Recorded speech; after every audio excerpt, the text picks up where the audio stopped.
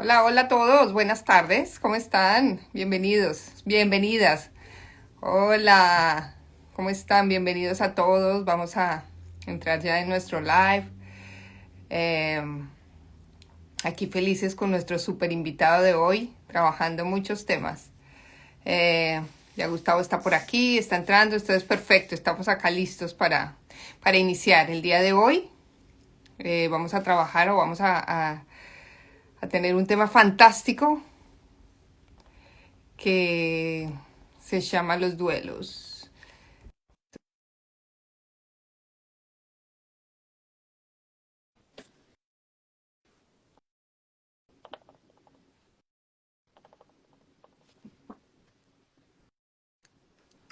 Hola, hola Gustavo.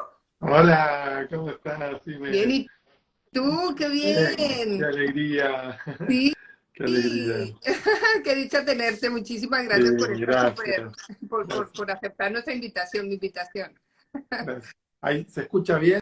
¿Se ve bien? Se ve Sí, bien y se escucha perfecto. perfecto, muy bien, buenísimo. Entonces, Perfecto, entonces les estoy aquí, bueno, está empezando a entrar la gente, yo les estaba contando un poquito quién eras tú.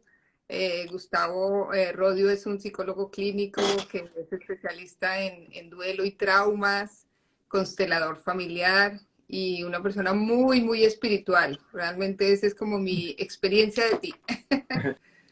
bueno, sí, creo que la espiritualidad fue lo primero que marcó mi vida. Después vinieron las formaciones profesionales y todo, bueno, de 30 años de terapeuta, ¿no? Pero la espiritualidad fue como mi base y después, bueno, quizás la psicología fue la manera de juntar la espiritualidad y la ciencia, que siempre me atrajo también, ¿no? El conocimiento científico. Así que me siento, no sé, como honrado de poder tener una mirada espiritual y a la vez una mirada científica y una mirada compasiva y una mirada clara sobre el acompañamiento, ¿no? de las personas, de mis propios procesos. Y bueno, tú sabes, ¿no? Para mí hay como una base, que todo lo que vemos, todo lo visible, está sostenido por algo que no vemos, que es el mundo invisible y que lo podríamos llamar el mundo del espíritu, que a veces se hace visible. Y bueno, quizás en el tema que hoy nos convoca, en el tema, creo que el tema de los duelos es el lugar donde se junta tanto lo visible y lo invisible, ¿no? Sí, claro, no, lo visible y lo invisible y donde duele y donde hay tantas cosas que confluyen ahí que por eso es tan importante creo que hablar de esto. Y me gustaría empezar, Gustavo, con que tú nos dieras una mirada de cuáles son como esos síntomas cuando una persona está en duelo, porque yo me acuerdo mucho que tú decías algo como que en el cuerpo se siente, hay una parte del cuerpo que se, como que se, no sé, que se extingue. Y hay muchas cosas que a veces no sabemos que están pasando y resulta que hay un duelo ahí pendiente.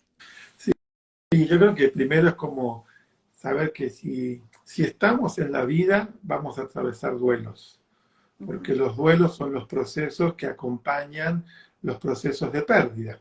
Eh, y a lo largo, a medida que vamos caminando el ciclo y la rueda de la vida, vamos a tener conquistas y pérdidas, conquistas y pérdidas. Entonces, como decir yo no pasé por duelos, es casi decir yo no viví. Si has vivido, has tenido duelos. Y los duelos también, un poco como desde mi mirada, ¿no? Como lo he compartido cuando he dado los seminarios, los duelos también son un proceso como de un enriquecimiento de la identidad. Atravesar duelos es también enriquecer algo de la propia identidad, porque la identidad va cambiando a través de cada duelo. Y cuando llamo identidad, me refiero, no sé, al morir mis dos padres, mi identidad como hijo cambió. Es como nunca nadie más me llamó hijo, nunca nadie más me miró como hijo. Entonces esa identidad cambió y quizás aparecieron otras identidades. Entonces los duelos también son un proceso de crecimiento y de mucha transformación. Y hay muchos tipos de duelos, ¿no?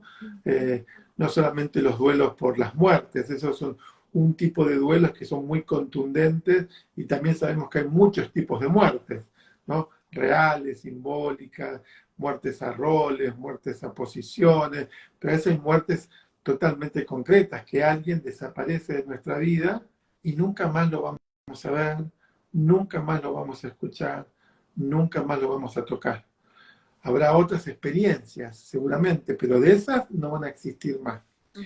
Y muchas veces, cuando recién me decías, bueno, los síntomas, ¿cómo uno puede saber a veces cuando hay un duelo que quedó detenido, quedó congelado, quedó no elaborado?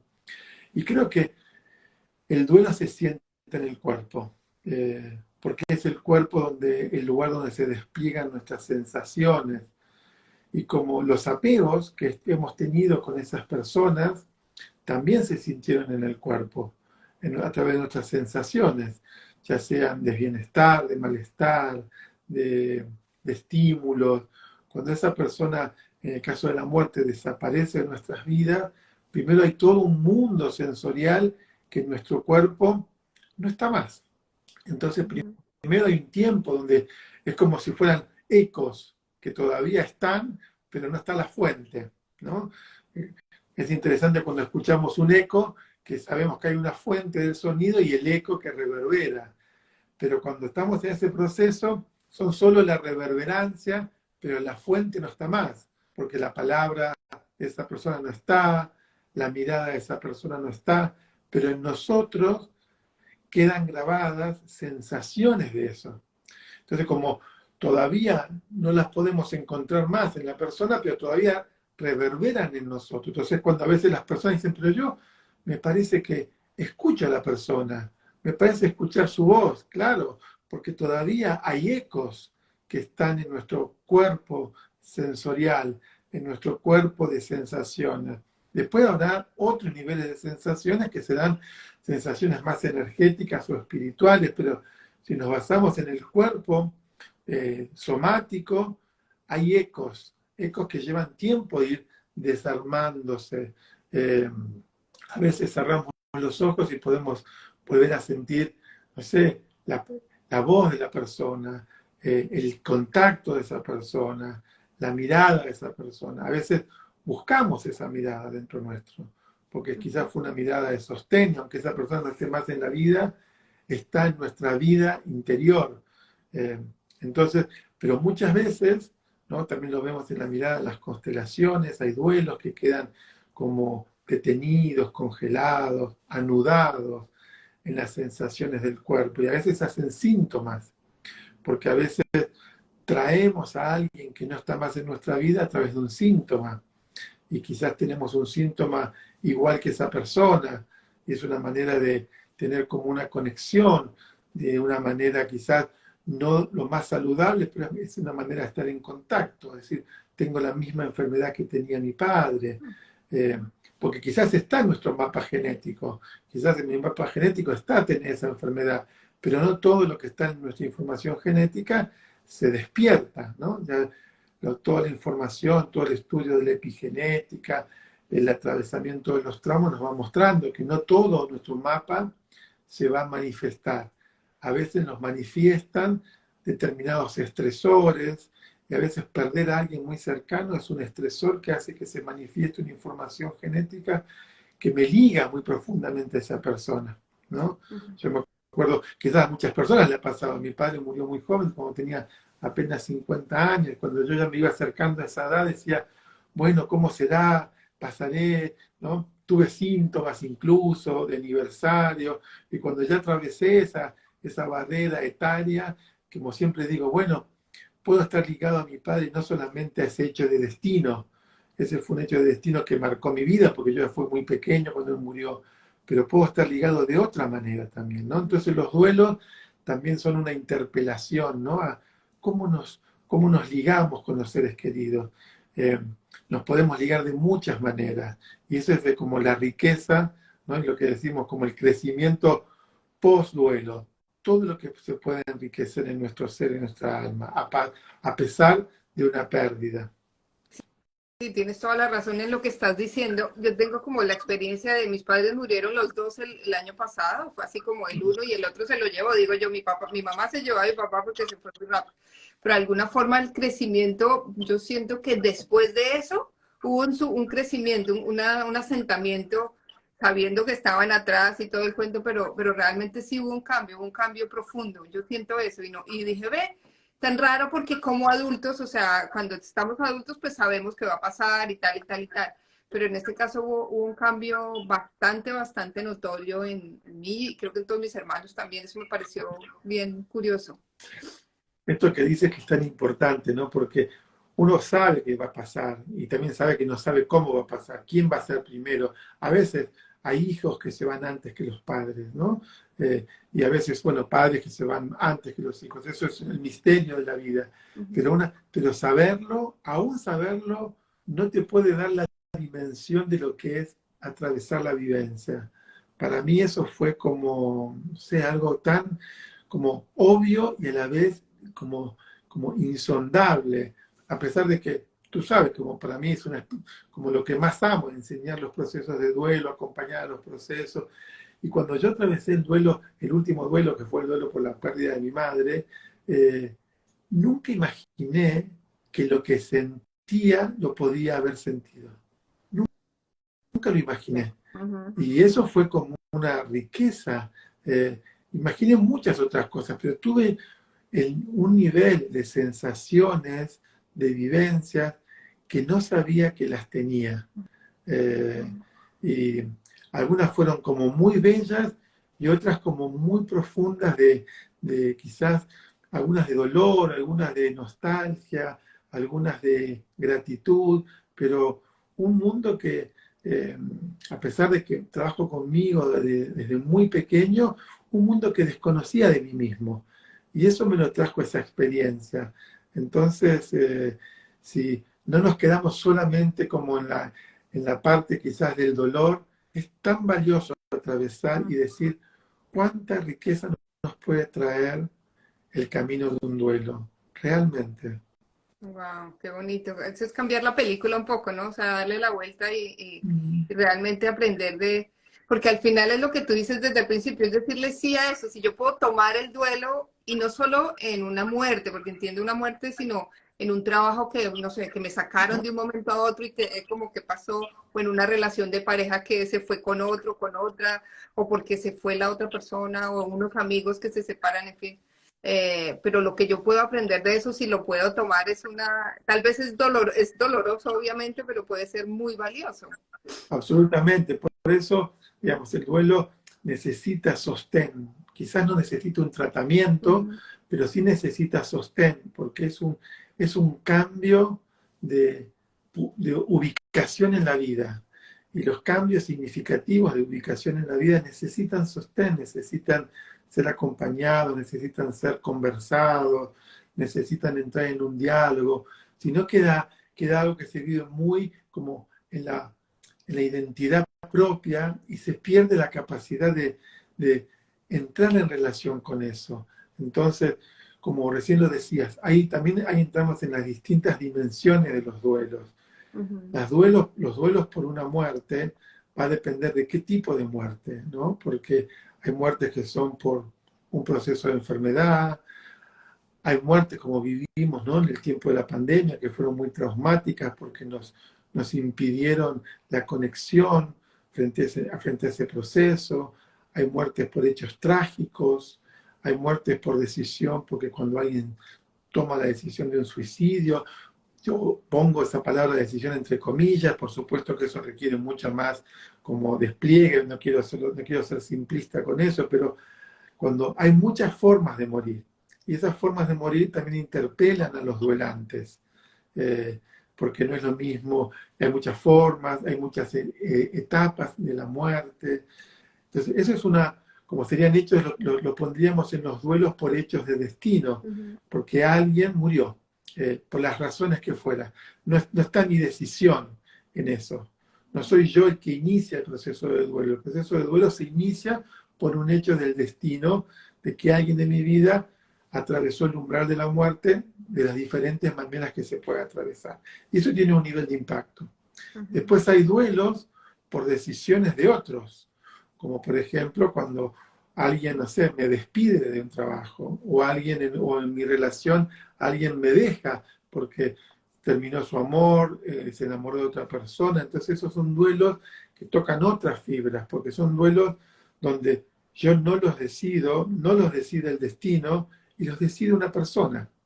Entonces, depende cómo han sido los apegos y las vinculaciones, esos duelos tocan otros niveles de profundidades.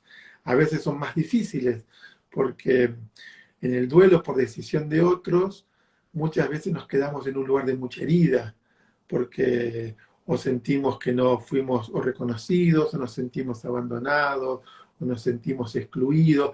Tocan núcleos muy profundos, eh, que también requieren y necesitan apoyo. Pero los que más necesitan apoyo, y a veces se viven más en secreto, son los duelos por decisión propia.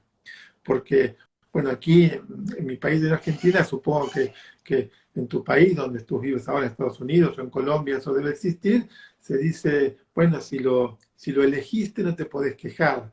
Eh, ¿No? Como se dice, acá decimos, sarna con gusto no pica, pero aunque sea con gusto, igual pica. ¿No? Entonces, que sí que, aunque el duelo sea por una elección, también duele. Entonces, a veces puedo decidir terminar una relación, y aunque lo decida y era lo que yo quería, también duele. El proceso del duelo va a ser igual, va a pasar. A veces en las relaciones, quizás ese proceso de duelo se vive antes que ser comunicado. Y quizás al que se lo comunicamos lo vive después. Pero también duele. Y también después va a haber otro tipo de dolor. Entonces, los duelos por decisiones son muy importantes, porque a veces es como si no tenemos permiso de sentirnos mal, porque lo decidimos, pero también vamos a tener momentos de estar mal. Y es importante tener sostén en los duelos por decisiones propias. Decidí cambiarme de, no sé, del lugar de donde vivo, decidí migrar, digamos, no porque fui constreñido a migrar por una situación de supervivencia, sino por una decisión. Y entonces muchas veces pasa que alguien decide emigrar y siente que no tiene el permiso de, no sé, de sentir que se siente mal porque se siente mal en ese proceso. Y tiene todo el derecho y necesita ser sostenido, porque aunque lo haya decidido, está en una transformación en su vida. Y en los momentos de transformación, de transición, de cambios, si estamos sostenidos y estamos acompañados, eso es de mucho mejor pronóstico. ¿No? Ya sabemos que cuando las experiencias difíciles se viven a solas, en general tienen como un pronóstico más difícil, porque se queman mucho los propios recursos. Entonces nos privamos de los recursos externos que podríamos tener.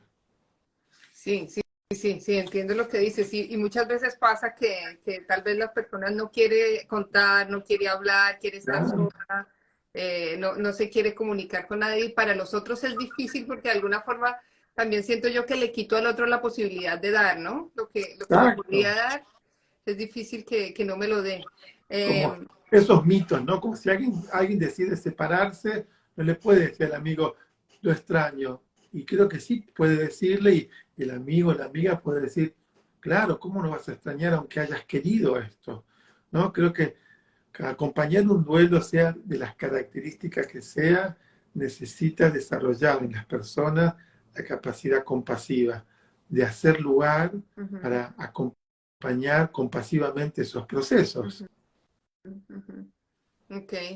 Y, y una pregunta, y digamos que cuando una persona no puede con eso, que tú sientes que definitivamente está ahí, se quedó estancado, se quedó frisado, bueno, congelado en el tiempo, ¿qué puede hacer una persona que tal vez ni siquiera sabe qué es eso, sino como que la vida le empezó a pasar? Yo siento como así, ¿no? La vida me empezó a pasar, a pasar, a pasar, a pasar, y la persona se quedó así mirando la vida, pero no puede hacer nada más. ¿Qué recursos habría ahí? Pero yo creo que lo primero, como todo, es si alguien está en esa situación, bueno, no sé cómo decirlo, que su conciencia, que sus síntomas, que sus seres queridos lo ayuden a que pueda darse cuenta que está detenido en la vida, y que pueda pedir ayuda, ¿no?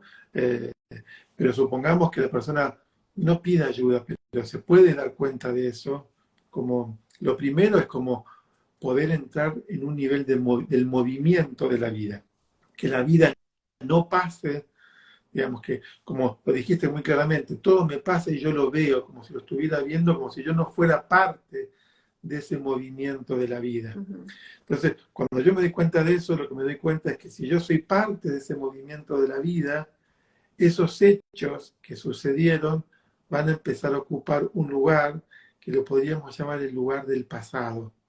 Y a veces uno no se mueve o se queda detenido, se queda congelado en algo por exceso, por trauma, por dolor, porque todavía no puede dejar atrás el atrás. Entonces, por eso es cuando decimos, pero este duelo está detenido, la persona todavía vive en algún lugar de su profundidad como si eso todavía estuviera sucediendo. Y moverse sería decir, me moví, dejé eso atrás, ya no es más lo que era. Y ese es un proceso para algunas personas muy doloroso, pero es como acompañar ese proceso. Quizás una de los últimos, quizás más experiencias que más me nutrieron para esto, que sabes que estamos un poquito haciendo ese trabajo, que es el trabajo con la rueda de la vida, ¿no?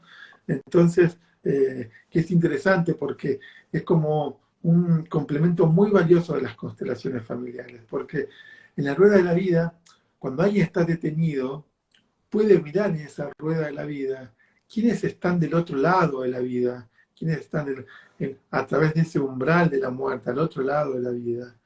Pueden mirar quiénes están en la vida y se están moviendo en la vida y que esa persona está detenida. Y pueden mirar a quienes están entrando en la vida. Entonces se va a poder ver en un lugar donde todo está en movimiento y que ese movimiento, si la persona queda tan detenida, se lo va desgarrando, ¿no? Se va desgarrando. Entonces, el cuerpo se entumece las relaciones con las otras personas. Entonces, es como ir dándole un poco como de coraje, como quien ayuda, no sé, a alguien que está, no sé, congelado de frío y lo empezás a frotar un poco. Es como darle un poco de sostén, decir, es posible el movimiento, es posible, porque lo que quiere dejar detenido también se movió, ya no está más donde estaba. Y ese es el núcleo más profundo, es como la ilusión de que si yo me detengo, también detengo a quien se movió, pero quien se movió hacia el umbral de la muerte, o hacia el umbral de otra vida, o hacia el umbral de nuevas experiencias en esta vida, se movió. Entonces, si yo me detengo, no detengo a los otros. Entonces, tomar conciencia de eso es duro, pero es como tan aliviador que deteniendo algo no detengo el movimiento de los otros que quiero retener. Wow, wow, profundísimo eso que acabas de decir. ¿Y qué es peor? O digamos, ¿para quién es más difícil? ¿Para un niño o para un adulto el tema del duelo? Eh,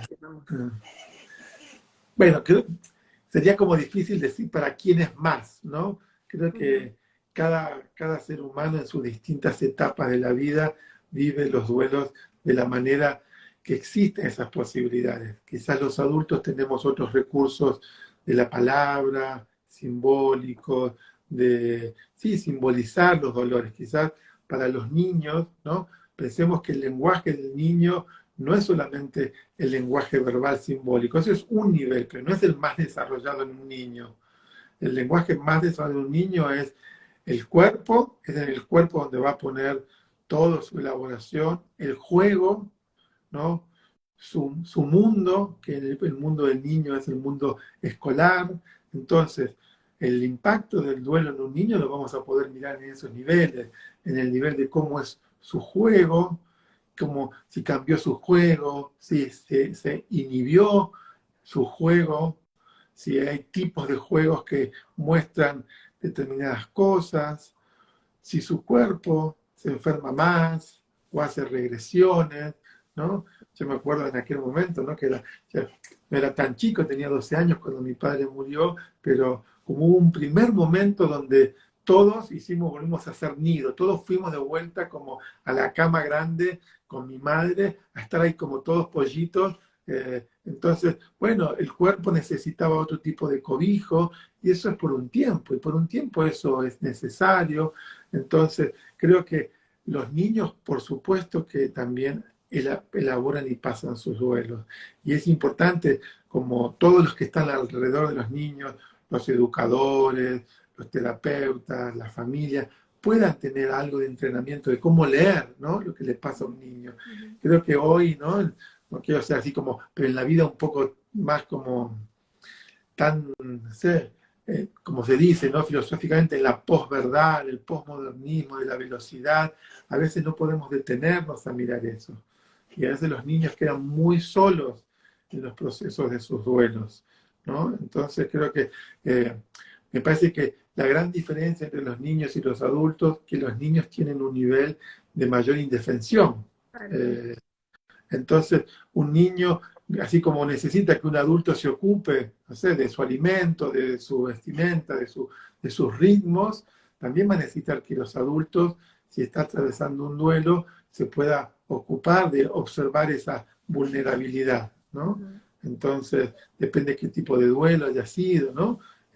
Y qué impacto haya tenido. A veces para los niños solamente son el duelo por, quizás para los niños los primeros duelos que viven son duelos por sus mascotas, eh, a veces por la pérdida de algún compañerito o compañerita de escuela, a veces sí, por su padre, por su madre, por sus abuelos, ¿no? Y a veces sabemos que en las constelaciones familiares que eso se ve después, ¿no? Como en el futuro decimos, ah, ese duelo generó un movimiento interrumpido, generó que algo quede detenido, ¿no? Entonces, en general nosotros, ¿no? En los procesos de las constelaciones, como intervenimos como en el futuro de ese evento, cuando ese evento ya fue hace muchos años atrás, pero cuando estamos siendo partícipes de esos eventos, cuando suceden, podemos crear contextos para que esos eventos dejen menos huellas traumáticas.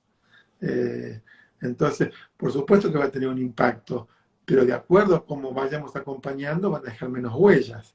Y quizás en un futuro eso no va a ser un proceso de un amor interrumpido o algo que quede tan detenido, porque fue algo que se pudo elaborar. Ujú. Entonces, acompañar a los niños a los rituales es muy importante, ¿no? Como saber cómo comunicar, qué decir, cómo la verdad se va diciendo, ¿no? Pero a cuentagotas, pero se va diciendo. Eh, ya creo que uno ya no dice más a un niño que alguien que se murió se fue de viaje. Cuando yo era niño se decía eso, cuando alguien se murió, ¿dónde está el abuelo? Se fue de viaje. Uno ya no dice más esas cosas a los niños, o quizás sí se siguen diciendo y es importante que no se digan, porque después el significante viaje está cargado de otras cosas, que no es lo que un viaje solamente significa. Entonces, en relación a tu pregunta de los niños y los adultos, creo que en el acompañamiento del duelo de los niños tenemos más responsabilidad en cómo acompañamos. Sí, sí, sí. Y sobre todo si el niño, por ejemplo, si se muere el padre y resulta que la madre también está en duelo, ella tampoco puede estar muy disponible Claro. para ese niño, queda doblemente huérfano por un tiempo, ¿no? Entonces, Exacto, entonces cómo proveer el sostén, el soporte en eso, exactamente, porque una mamá que acaba de perder a su marido, eh, obviamente que está en un duelo profundo y sus hijos están en un duelo quizás, no quizás, seguramente por la pérdida de su padre, pero también su madre no va a estar entera. Entonces esa mamá también va a estar en una situación de mucha tensión. Entonces, cómo acompañamos, cómo le damos sostén, ¿no? A los niños y en este caso a esa mamá, podría ser el papá, ¿no? Cómo se le brinda ese sostén, ¿sí? Y bueno, hay cosas que hay que evitar, ¿no? Como decir, bueno, ya va a pasar, eh, ya vas a encontrar otra persona. Como que yo creo que hay muchas frases que tenemos que ser muy cuidadosos cuando las o no decimos. es para Creo que tanto, no es para una tanto. Bueno, mascota, bueno. llevaba muchos años enfermo, como, por eso digo, creo que nuestra palabra cada vez más tiene que estar más en contacto con nuestros procesos compasivos, ¿no? Con la apertura del corazón, como nuestra palabra tiene la capacidad de unir, de sanar o de romper, de dañar, y creo que todos tenemos ese poder de usar la palabra como medicina, ¿no? Entonces, y esa es responsabilidad de todos, poder usar nuestra palabra como medicina. Ujú. Ok. Y algo me surge, me llama la atención y es diga, el tema de, yo sé que en Argentina es diferente que en otros países de Latinoamérica, el derecho al buen morir. Cuando sabemos que una persona está en una enfermedad que es terminal, que se va a demorar o que, bueno, va a durar tanto tiempo y le vamos a hacer cuidados paliativos o, en fin, eh, ¿Cuál sería como la recomendación tuya para estar con esa persona o para, digamos, convivir con esa persona que ya sabe que todos sabemos que no va a estar durante un tiempo y qué se podría hacer ahí como para que fuera menos, no sé si doloroso, pero más, mucho mejor para la persona que se va a ir, mejor dicho? Bueno, creo que ahí después entramos en las particularidades de cada situación, ¿sí? Pero creo que todo el tema del buen morir, todo el tema de la muerte digna, el tema de la eutanasia, eh, el suicidio asistido, todos temas que están en las agendas, ¿no? Y en los congresos de que los que trabajamos como con fin de vida, ¿no? Entonces, bueno, ¿qué es cada cosa? ¿Cómo es? ¿Por qué se llega a un lugar? Y después las realidades, porque hay todo un pensamiento que es tan valioso, ¿no? Que las personas puedan morir de una manera digna, rodeadas de sus seres queridos, en sus hogares, pero también lo que sucede, que eso muchas veces es inviable, porque a veces no hay dónde sostener a estas personas, no hay espacio en las casas, quizás no hay espacios físicos donde ubicar a una persona que está en una enfermedad de esas características. Entonces, a veces pasa en las grandes ciudades que una persona vive sola, está enferma y viene su médico a visitarle, no tiene quien pueda bajar a abrirle la puerta. eh, ¿No? Entonces, me parece que hay como situaciones que son las que queremos y anhelamos para poder construir, y también hay situaciones que son las posibles y las viables. Entonces, yo creo que lo primero es que nadie se tiene que sentir como en deuda o, no sé, o no a la altura, si no puede hacer eso que a veces se recomienda tanto, ¿no? En las guías, en los libros, porque a veces recomendamos tanto, lo mismo pasa en los hechos de crianza, ¿no? Hay tantas recomendaciones, pero después no son posibles llevar a cabo. Entonces, lo primero es eso, yo pondría como en contexto todas las recomendaciones, porque nada puede ser sacado de contexto. Entonces, cuando una persona está atravesando un proceso de enfermedad, que ya lo llamaríamos como enfermedad hacia fin de vida, por supuesto que lo más importante es darle los derechos a esa persona para que dentro de sus posibilidades pueda decidir lo que es posible decidir. Creo que eso es lo primero. Entonces, eso necesitas un contexto que te ayude a tomar esas decisiones. Por eso los testamentos vitales, los living will, las decisiones anticipadas, son todos temas que tienen que empezar a circular en nuestras conversaciones. ¿Cuáles son mis decisiones anticipadas? ¿Qué me gustaría? ¿No? Entonces, todo eso siempre es bueno como que forme parte de nuestras conversaciones cuando estamos sanos. Porque a veces cuando estamos enfermos o estamos en situaciones de amenaza, de fin de vida, también nuestra percepción se va a ver trastocada por esa situación. A veces para mejor y a veces no tan para mejor. Pero lo importante es cómo, entonces lo primero es eso, darle el primer lugar a la persona. Y después crear diálogos posibles de, bueno, ¿qué es lo que esa persona necesita? ¿Qué es lo que necesita es viable? Yo me crié en una familia típicamente italiana y las personas enfermaban y morían en casa. Entonces, para mí estar cerca de las personas que llegaban y que se morían, y de hecho se velaban en la casa también. ¿No? Recuerdo el velatorio de mi abuela no sé, era en su propio cuarto, ¿no? Entonces, estábamos todos en la cocina, íbamos al cuarto, estaba la abuela en su cama, era como algo, éramos todos pequeños, pero era algo como muy natural. Entiendo que es muy de la cultura, en otras culturas eso, y hoy no sucede eso, ya hoy casi ni hay velatorios, porque la gente está apurada, porque no hay tiempo, porque nadie se quiere quedar toda una noche en vela, y todo eso que tenía un sentido como social, de acompañarse, de traer relatos, son tan importantes. Pero bueno, vuelvo un poco a tu pregunta, me fui un poco al después. Entonces, creo que crear un contexto de acompañamiento. A veces eso puede suceder en el hogar, a veces eso sucede en un sanatorio, a veces sucede en una casa de retiro, un geriátrico, a veces sucede en un hospice, en el mejor de los casos, pero creo que lo importante es como traer la verdad sobre los hechos. Digamos, si una persona sabe, cualquiera de nosotros sabe, que si tiene, no sé, un picazón, sabe que algo le pica, cualquier persona sabe que si está en un proceso de fin de vida, que está en ese proceso. Después va a haber mecanismos que todos tenemos para poder lidiar con eso. Y van a aparecer las negaciones, las disociaciones, y son parte. Nadie que está en fin de vida va a estar todo el tiempo diciendo estoy en fin de vida. Y nadie que esté acompañando va a decir, bueno, pero ya sabemos que te vas a morir. Son hechos que se saben. Lo importante es como modular estas negaciones, ¿no? Porque a veces cuando no se modulan, se hacen cosas que son mucho más dolorosas, o se empuja a alguien a un lugar que no quiere ser empujado. Entonces, hay mucho para ir aprendiendo. Una persona en fin de vida en general necesita menos alimento. Entonces, porque ya su cuerpo no necesita el alimento como la energía vital. Entonces, a veces se arman con muchos problemas, porque uno cree que si lo deja, si le da menos alimento, se va a morir porque lo alimento menos. Entonces, creo que hay que como tener información, formarse, como participar de, no sé, de cursos que sean también como para las personas en general, no solo para profesionales, cómo es acompañar un fin de vida.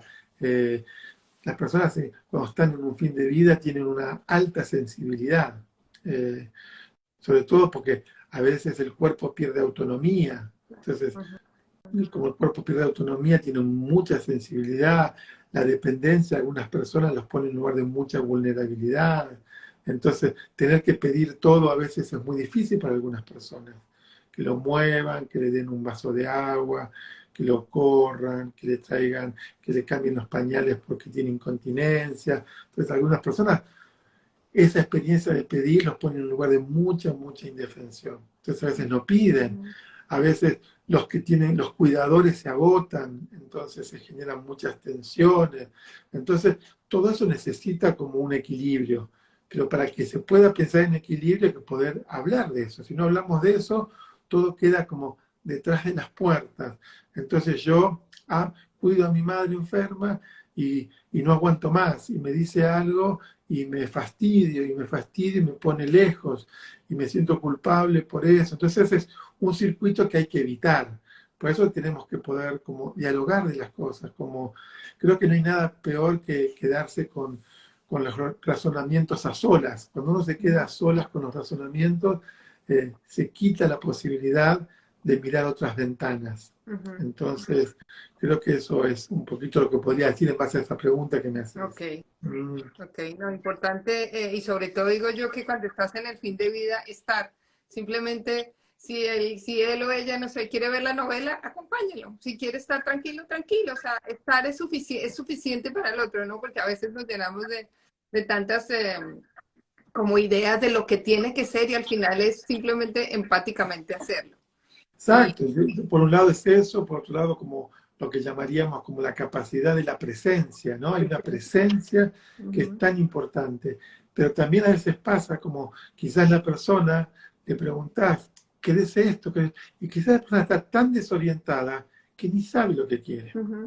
Entonces, como hay que tener esa capacidad de presencia y esa capacidad, no sé, como de leer, porque una persona que lleva mucho tiempo, no sé, desconectado de su mundo, encerrado en un cuarto, claramente va a estar más desorientado. Y va a haber algunas cosas que sepa y otras cosas que no sepa. Entonces, y todo tiene otra dimensión. Para una persona, siempre esto lo digo, digamos, porque yo, con las veces que estuve como mucho tiempo por enfermedades o en situaciones de vulnerabilidad, al no poder quizás moverme, para una persona, una amiguita de una tostada que se te cae y te queda debajo de la espalda y no te podés mover, es como un adoquín, claro, es una piedra.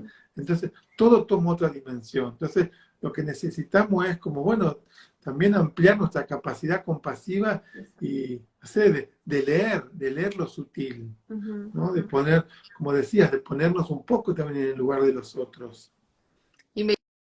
Y me llega algo y es, yo leía a Hellinger cuando él decía que cuando nosotros vemos a nuestros padres, siempre los vemos muy grandes y ellos siempre nos ven como si tuviéramos 5 años, así tengamos 80, bueno, 50. pero en el momento que tú quieres ayudar a tu padre o simplemente acompañar a tu padre cuando ya está viejo, cuando se va, sabes que se va a morir, pero en ese caso de ser, ya soy adulto, pero no, todavía no sé cómo acompañarlo porque siento que soy la niña. Eh, entonces, ¿cómo hacer, o sea, cómo hacer para pararse en ese lugar de adulto? Porque digamos que las personas que nos están viendo, de alguna forma ya todos estamos como en el momento en que seguramente se van a morir y es algo que es inevitable, que no se, como dices tú, y no se puede controlar, no depende de nosotros. ¿Qué podríamos hacer para estar en un lugar más adulto para que cuando llegue ese momento, o si nos estemos acercando, la cosa no sea tan grave?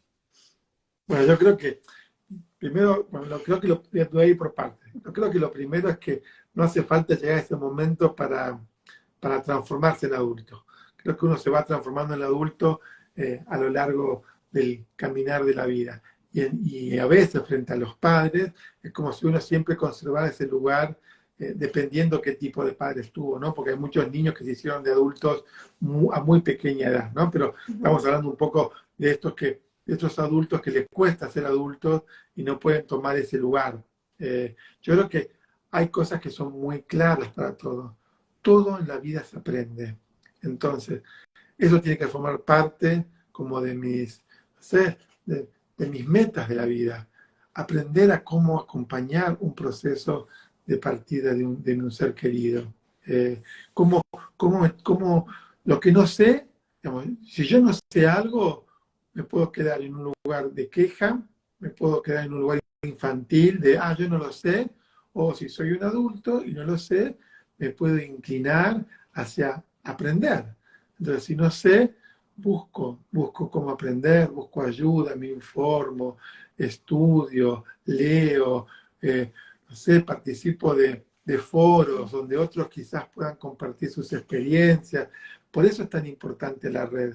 Entonces, todo lo que uno no sabe, si yo, digamos, la respuesta de decir no sé, no es una respuesta suficientemente adulta. Claro, claro. Puede ser la primera respuesta, pero después de esto, si yo quiero ir hacia un lugar lo suficientemente adulto, es ¿qué tengo que hacer para aprender? ¿Qué puedo hacer para aprender? Quién me puede ayudar? ¿Qué me puede ayudar para esto? Y creo que eso nos hace realmente más adultos. Y algo crece en nosotros. Sí, como dirían los abogados, cuando tú no sabes algo, no te excluye de no cumplirlo. En la ley es así. Sí. No supiste, pero eso no te excluye de no cumplirlo. Tienes que aprender cómo hacerlo. Exacto. Eso es parte de la responsabilidad de adulto. Ujú. Entonces, por eso creo que son temas que tienen que como formar parte de nuestras conversaciones cotidianas. ¿Cómo se da acompañar a una persona en fin de vida? Entonces, uno por lo menos, ¿sí? Puedo leer un artículo, puedo escuchar a alguien cómo hace, cómo hizo, qué cosas se hicieron, qué experiencias pasaron. Entonces, todo eso me puede inspirar. Digamos, puedo ser un espectador de la vida o puedo ser parte de la vida y ser un partícipe de la vida. Ujú. Súper, súper, súper, me encanta. Para los que están entrando, pues estamos hablando con Gustavo Rodio, un psicólogo clínico de más de 30 años de experiencia, especialista en este tema del duelo, que es tan importante para todos nosotros.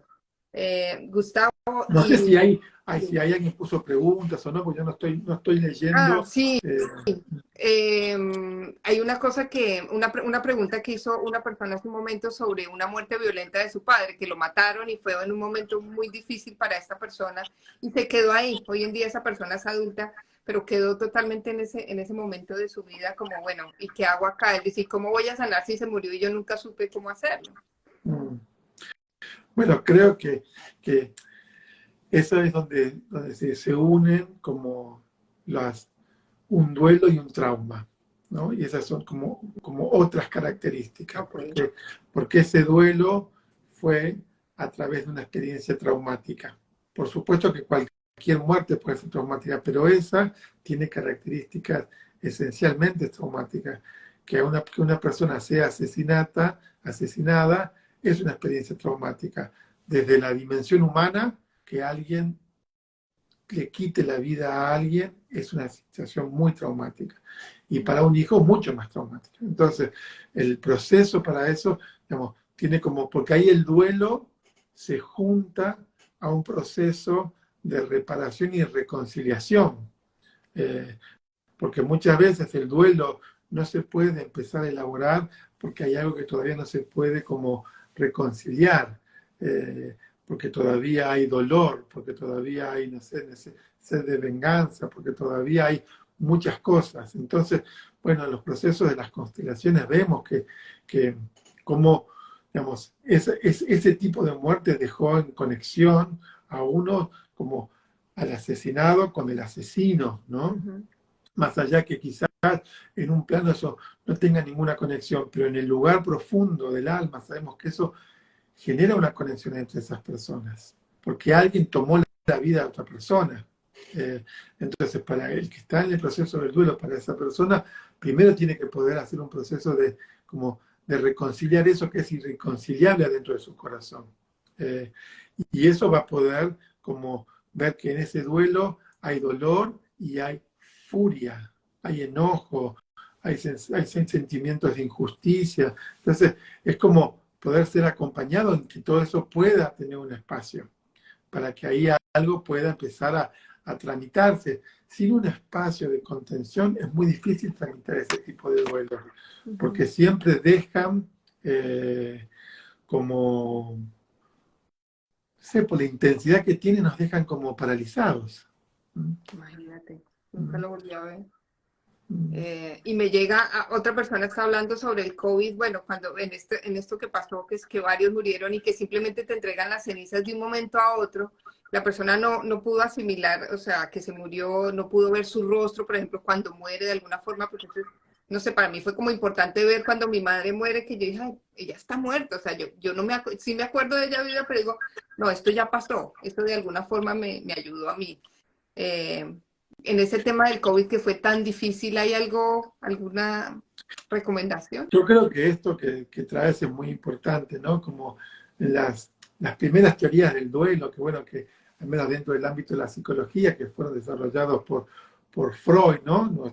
Para mí, mi primer maestro en esto, ¿no? Como Ujú. él decía, bueno, un duelo necesita tener la constatación de la realidad para que pueda también ser elaborado, como tener contacto con el cuerpo muerto. Por eso él después desarrolló todo el tema del trauma de guerra, porque esos cadáveres nunca se vieron, ¿no? Entonces, eh, cuando hay un asesinato y quizás nunca más se vio ese cuerpo, o cuando en el tema de las muertes durante la pandemia, donde quizás esos cuerpos no se pudieron ver, ni se pudieron despedir, eso deja una parte que es la constatación de algo que lo que sucedió, sucedió, porque no lo ves.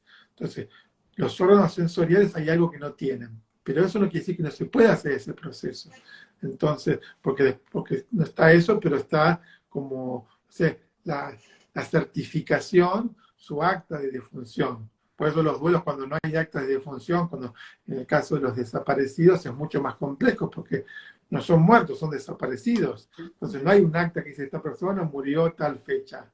Eh, ¿No? Entonces, pero en el caso de las muertes estas que decís, donde no hubo como proceso de despedida cuerpo a cuerpo, o poder ver al cuerpo muerto, o poder estar en eso, hace falta hacer rituales para eso. Ujú. Entonces, porque los rituales son los que permiten simbolizar lo que no fue posible en la realidad. Eh, entonces, no pude verlo, pero es como partir como de la primera ecuación. No pude verlo, pero sé que fue así. Y eso que fue, y ahí puedo seguir escribiendo como si fueran frases. Y eso que fue, a mí me dejó, y voy completando oraciones. Entonces, todo eso es una manera de ir elaborando lo que no pudo ser. Porque lo que no pudo ser necesita tener como narrativas, no, porque si no queda en un lugar de lo no nombrado.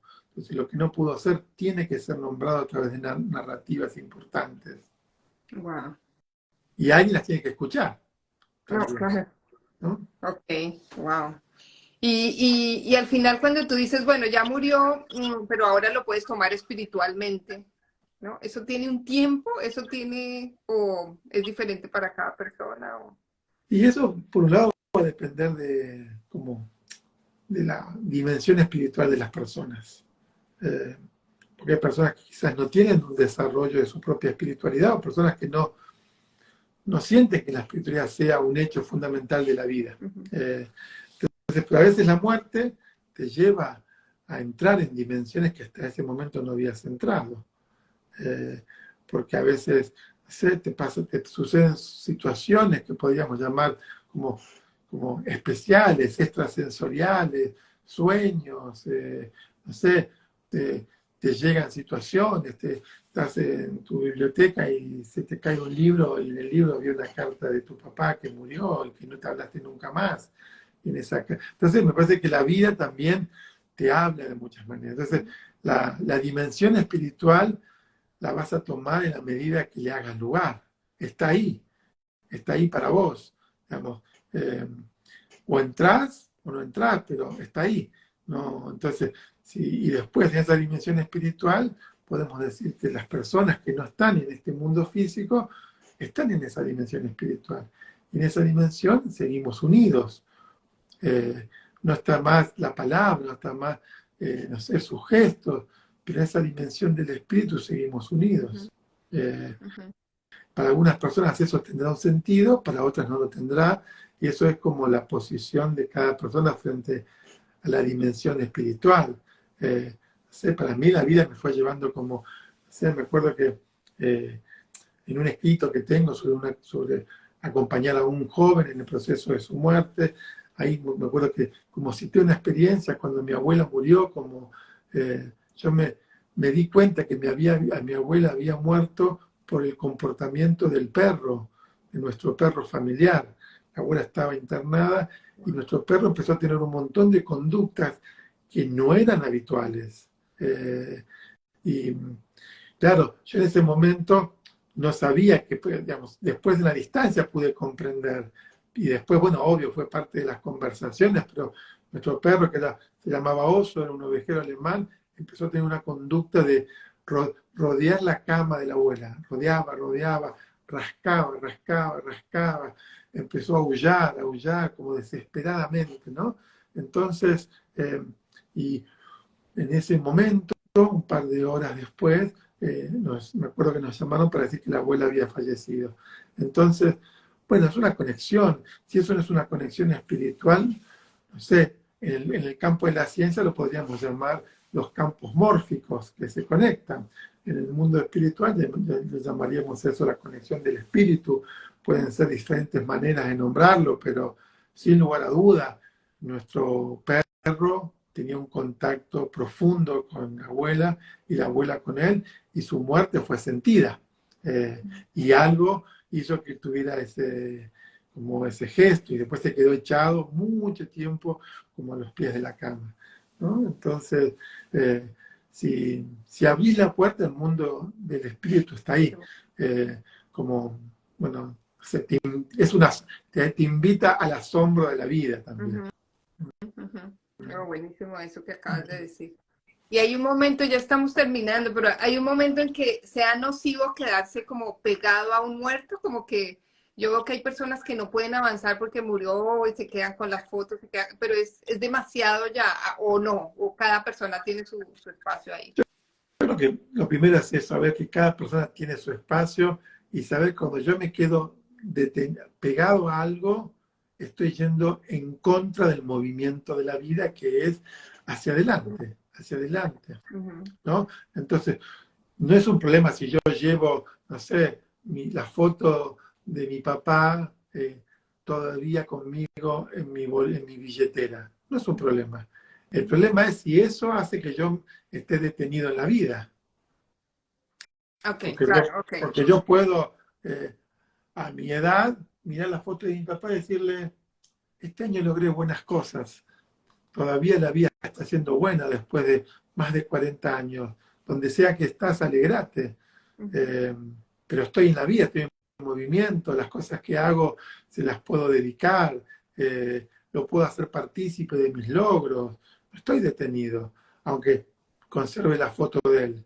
Entonces, yo creo que lo que sería como si hago este gesto porque estoy tratando de encontrar la palabra justa, como, no lo sé, adecuado. la, la llave de esto es si estoy en el movimiento de la vida o estoy detenido, aunque esté unido a mis seres que no están. Puedo estar unido a mis seres que no están, pero estar en el movimiento de la vida, abrir mi corazón, ofrecerme, no sé, interactuar. Entonces, los que no están forman parte de mi vida. Y de alguna manera le voy dedicando las cosas que hago, como se las dedico a los que están en la vida. Entonces, no está tan separado el mundo de uno y de otros. Qué bueno. No, pues imagínate, Gustavo, tantas cosas por hablar y siento que este es un tema tan importante porque de la muerte no se habla. De la muerte no se habla, eso es todo un tabú, no se puede hablar, no se puede decir, es muy miedoso, nos asusta, no lo conocemos. Eh, Se habla cada vez un poquito más, pero no se habla lo suficiente, por supuesto, como creo que son, bueno, hay como tendencias, ¿no? Los death café, donde la gente se junta a hablar sobre la muerte. Creo que hay un movimiento que intenta, ¿no? Como no tener una cosa, no, no sé, un contacto como, no sé, no sabría decirlo, como pegajoso con la idea de la muerte, pero sí saber que forma parte de ese movimiento vital, ¿no? De ese arco que tiene, ¿no? Nuestro nacimiento, nuestra muerte, la vida, antes, después, lo que sigue, los que vinieron antes, los que vendrán después. También cuando tomas esa dimensión de sentir, bueno, mi parte es un eslabón en esta vida. ¿Qué quiero dejar en esta vida? ¿Qué voy a dar en esta vida? ¿No? sí. Eh, Mi vida es mucho mejor porque otros hicieron cosas. Hubieron otros antes de mí que consiguieron derechos y yo los tengo porque otros lo lograron. Entonces, ojalá que lo que yo haga deje cosas buenas para los que siguen. Fantástico. Yo creo que ¿No? con eso nos podemos despedir. Me gusta mucho lo que tú dices de estoy en la vida a través de la muerte. O sea, gracias a lo que pasó y sigo en la vida, quiere decir que la vida va hacia adelante y que los que están atrás pues los honramos. Exacto. Así que bueno, imagino que el vivo quedará grabado para que los que lo Claro que quieran ver. sí, queda grabado y te voy a taggear para que tú también los tengas grabados. Y mira, la gente es súper feliz y sobre todo por esa claridad, por esa empatía que tienes y por esas palabras tan generosas que tienes, que creo que eso como que a todos nos calma. Eh, gracias a todos los que se quedaron, los que participaron, los mensajes después los voy a leer cuando ya no esté acá hablando, así puedo leerlos un poco a todos y bueno, pueden seguir escribiendo y contándonos, quizás nos pueden contar sus experiencias, ¿no? Eh, Perfecto, ¿Cómo fue? claro. ¿Cómo fue qué vida, cómo fue la vida, qué muertes atravesaron, qué significó para ustedes, cómo atravesaron algunos duelos, los duelos que se comentan, los que no se comentan? Eh, bueno, quizás también esto puede ser una forma de abrir un diálogo a través de esta red maravillosa. Así que Buenísimo. todos invitados, invitadas. Bueno, te espero, sé que prontito venís para acá, Sí, así nos que vemos en Buenos Aires y nos nos vemos. vemos en Italia, Feliz, te he dicho. feliz de verte aquí y después nos veremos allá en nuestro retiro en Italia. Un fuerte, fuerte abrazo. Gracias Bueno, por la muchísimas invitación, ¿eh? gracias y gracias a todos. Gracias.